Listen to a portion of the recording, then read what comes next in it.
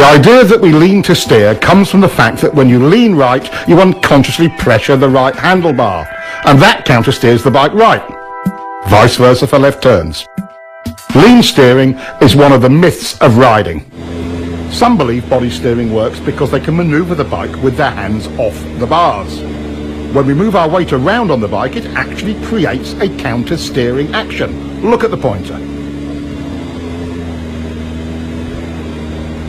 Some riders are confused about how they steer a bike once they are in a turn. It's exactly the same. To tighten the turn, you press your inside bar. To widen your turn and bring the bike up, you press the outside bar.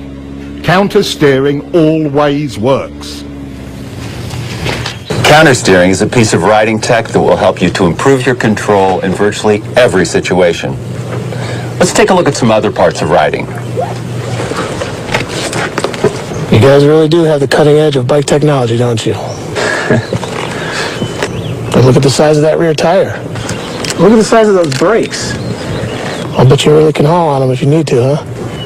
And the frame is stiff enough to handle all the braking power and the grip of the tires. So how many ponies does it have? Well over 100. Mine's are on 150. They say it'll do 180. It's impressive. Guess all that cutting edge stuff can make a difference. Thanks, man.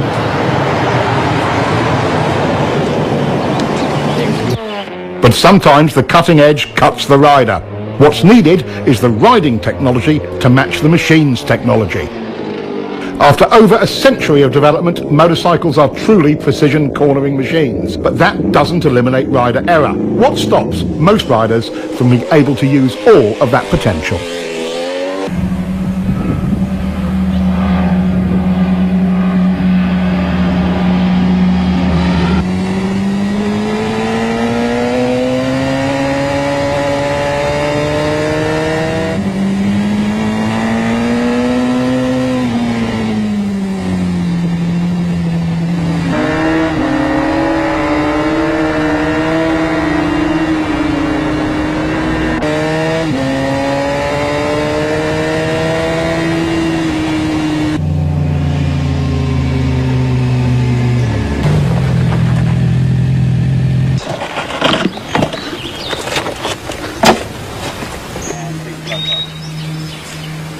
Man, I was riding as hard as I could, and the guy just disappears. Yeah, me too, man.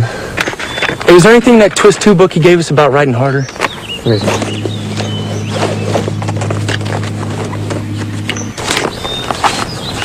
Here we go. To make real improvement, riders can expect to reach a high level of technical skill, but only if they ride at 75% of their limit. Everyone agrees that in some fashion, survival reactions... Survival reaction? What's that? It's like fear? Yeah.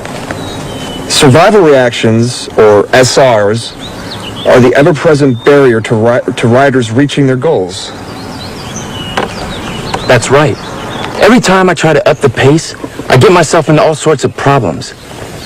It's like I'm afraid to push my limits. But I'm not sure what I'm afraid of. It's me too. It's definitely my personal limit. I describe it more like a mild panic. Oh, let's ride. Let's see if we can get out. Where's my key? Where's my key? What do you mean? I never took it out. It's not here. Look in the bag.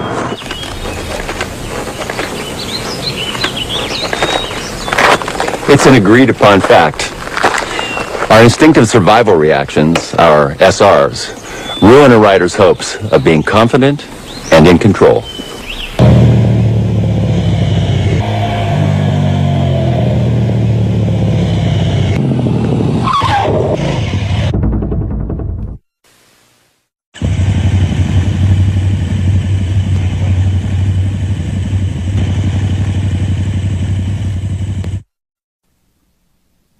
In riding, there are 8 distinct so-called survival reactions, or SRs, and we can see all of them in this one incident. Immediately, we see the rider trying to use body steering into the turn when he should have countersteered, so he starts out a little wide. If you'd known how to steer the bike, this whole thing could have been avoided. Let's get back and see what other errors were made. He gets on the gas to stabilise the bike, but chops it mid-turn. The bike stands up a bit, and that's SR number 1, chopping the gas from panic. Now he's counter-leaning against the angle of the bike. This increases bike lean angle, but doesn't tighten up the turn as he had hoped. This is another SR. Now the bike is unstable and running wide, so he tightens his grip on the bars. Our most common SR. None of this helped. He's running wide and panics. He's looking everywhere but where he should be. Around the turn. This is visual panic. He target locks on the very thing he doesn't want to hit. An SR? You bet. In a panic, we go where we look.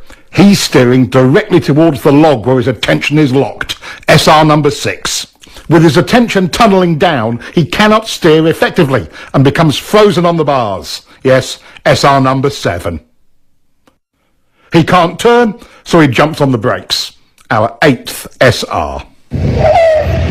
His lazy steering started the whole mess, but when he chopped the throttle off, it got worse. First, let's take a look at throttle control and how it works.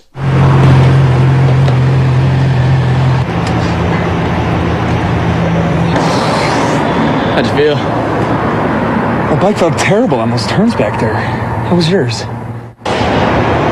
Not too bad, but I didn't have as much grip as I'd like. The roads must have been really slippery. I think I need to play around with the suspension a little bit. You know how to do that? Yeah, but not enough. Hey, are there any suspension settings in that twist of the wrist 2 book that guy gave us? Hold on. It says here that understanding the performance specifications of your bike is one step in reducing throttle control survival reactions that detract from your riding.